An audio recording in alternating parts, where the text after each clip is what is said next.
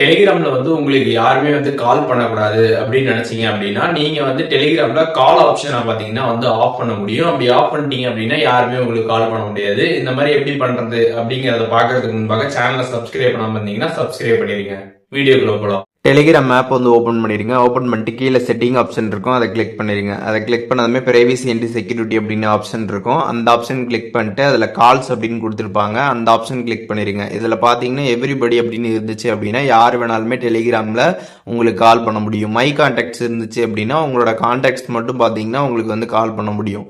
யாருமே உங்களுக்கு டெலிகிராமில் வந்து கால் பண்ணக்கூடாது அப்படின்னு நீங்கள் நினச்சிங்க அப்படின்னா நோபடி அப்படின்றத செட் பண்ணிட்டு மேலே பார்த்தீங்கன்னா டிக் ஆப்ஷன் இருக்கும், அதை கிளிக் பண்ணிடுங்க. ஒன்ஸ் அதை கிளிக் பண்ணதுமே பார்த்தீங்கன்னா உங்களுக்கு நோபடியில் செட் ஆகிடும். அதுக்கப்புறம் பார்த்தீங்கன்னா டெலிகிராமில் வந்து உங்களுக்கு யாருமே பார்த்தீங்கன்னா வந்து கால் பண்ண முடியாது.